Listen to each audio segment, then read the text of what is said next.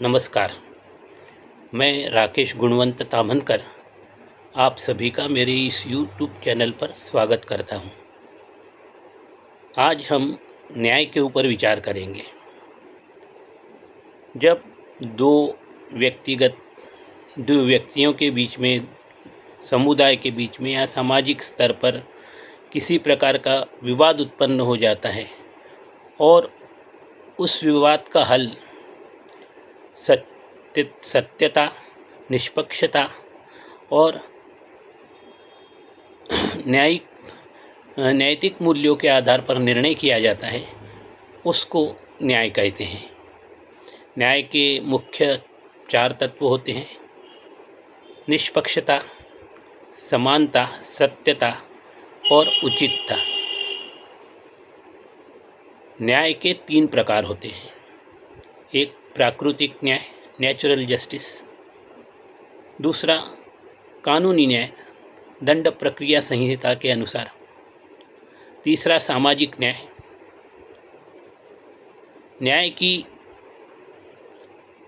न्याय का जो उद्देश्य है वो समाज में शांति और सुव्यवस्था स्थापित करने के लिए उचित न्याय मदद करता है। व्यक्ति और समाज की उन्नति के लिए न्याय का महत्व होता है और अधिकारों की रक्षा में न्याय अपना महत्वपूर्ण योगदान निभाता है। तो चलिए हम पहले पौराणिक कथाओं से न्याय व्यवस्था को देखते हैं कि पहले पूर्व काल में किस प्रकार न्याय किया जाता था। तो पौराणिक काल में तो सबसे अच्छा उदाहरण भगवान श्री राम का ही है। अयोध्या कांड में इसका उल्लेख मिलता है। अयोध्या कांड में नहीं, सॉरी, उत्तर कांड में इसका उल्लेख मिलता है। भगवान श्री राम रावण का वध करके जब वापस अयोध्या आए, तब उनका नित्य का नियम था कि सवेरे उठकर संध्या पूजा पाठ करने के उपरांत वे दरबार में उपस्थित होते थे। दरबार का कार्य निपटने के बाद वे लक्ष्मण से कहते कि बाहर जाके दवंडी पिटवाओ।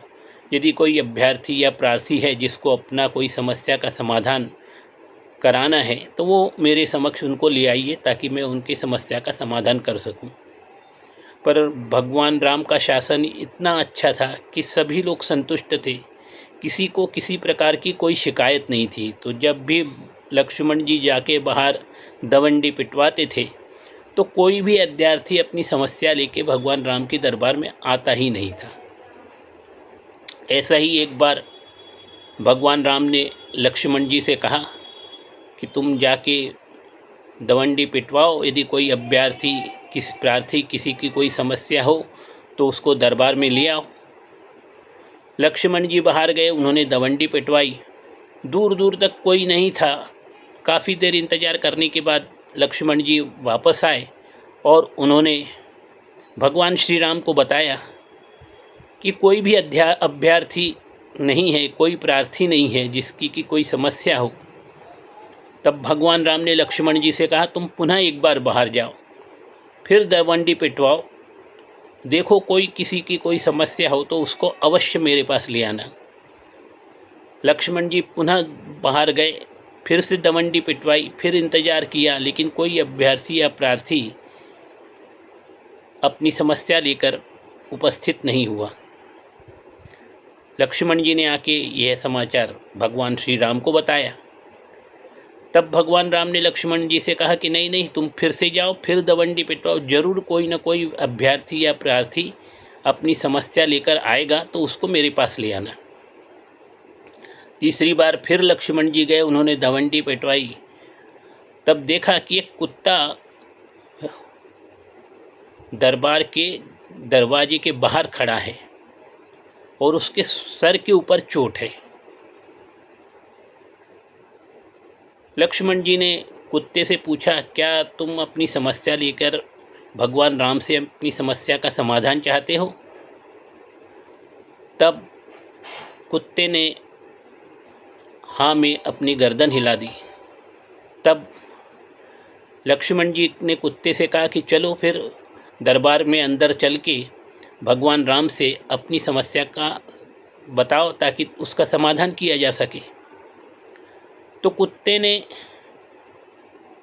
भगवान श्री राम से कहा, वो लक्ष्मण जी से कहा कि मैं राज दरबार, राजमहल, ब्राह्मणों के घर और सामान्य लोगों के घर के अंदर प्रवेश नहीं कर सकता, क्योंकि मैं अधम योनि में हूँ। तो जब भगवान श्री राम मुझे आज्ञा देंगे तभी मैं राजमहल में प्रवेश कर सकता हूँ।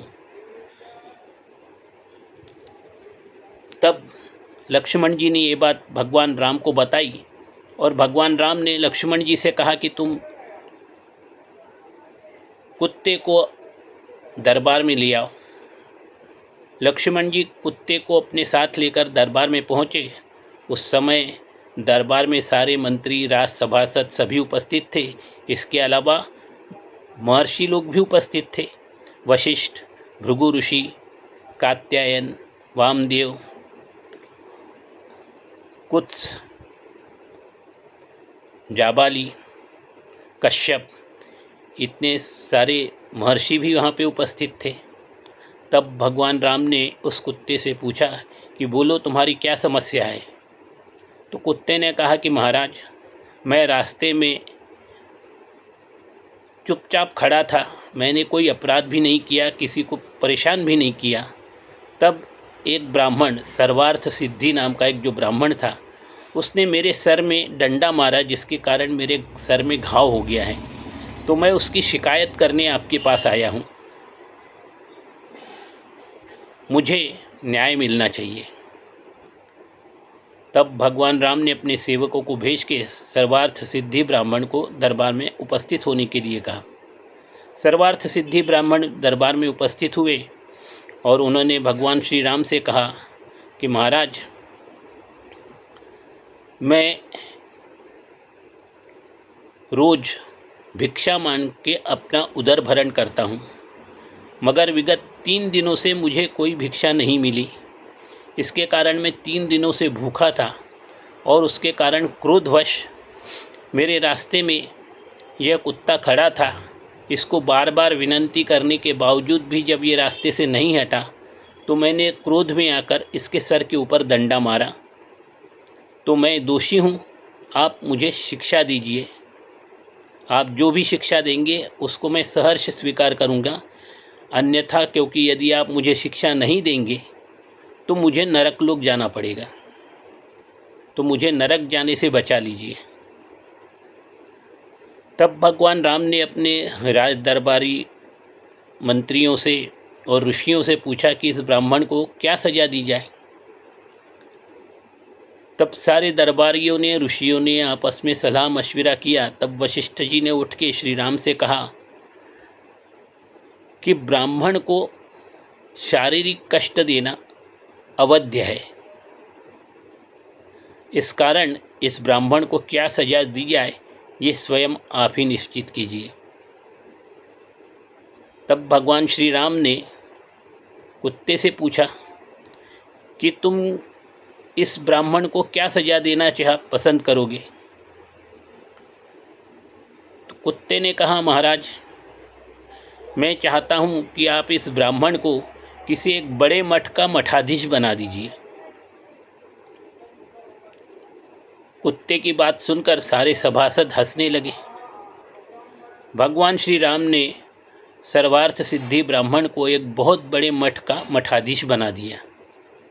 थोड़े ही समय में हाथी पर बैठकर बड़े ऐश और शान के साथ सर्वार्थ सिद्धि ब्राह्मण अपने मठ की तरफ निकल गया। तब भगवान श्री राम ने कुत्ते की ओर देखकर कुत्ते से कहा कि मेरे सभासदों का शंका का समाधान करो कि तुमने ब्राह्मण को मठाधीश क्यों बनाया। तब कुत्ते ने कहा कि महाराज, मैं अधम योनि का इस जन्म में कुत्ता हूँ, पर पिछले जन्म में मैं भी एक मठ का मठाधीश था। नित्य भगवान की पूजा सेवा में लगा रहता था, गरीबों की मदद करता था, समाज सेवा के अनेक कार्य किए, पर एक छोटी सी गलती के कारण मुझे इस अधम योनि में जन्म लेना पड़ा। तो ये क्रोधी ब्राह्मण जब मठाधीश बनेगा तो वो जरूर कोई न कोई ऐसा अधम कृत्य करेगा जिससे ये खुद ही नहीं, अपने आने वाली 7 पीढ़ियों को भी अपने साथ नरक में लेके जाएगा। कुत्ते की बात सुनकर सभी लोग आश्चर्यचकित रह गए। मित्रों, ये कहानी हमें बताती है कि हम जैसे जैसे तरक्की करके ऊपर ऊपर की ओर पहुंचते हैं, तब हमारी समाज के प्रति जिम्मेदारी और अधिक बढ़ जाती है और हमारी एक छोटी सी गलती भी हमको पतन की ओर ले जा सकती है। हमारा यश, कीर्ति, सम्मान सब समाप्त हो सकता है।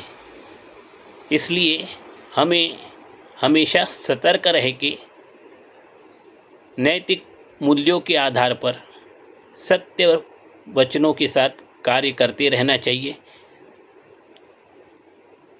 अब मेरे ये विचार आपको कैसे लगे, कृपया आप कमेंट बॉक्स में अपने कमेंट लिखकर मुझे अवश्य बताएं। और याद रखिए, मेरे इस YouTube चैनल को लाइक करें, सब्सक्राइब करें, शेयर भी करें। धन्यवाद। जय श्री राम।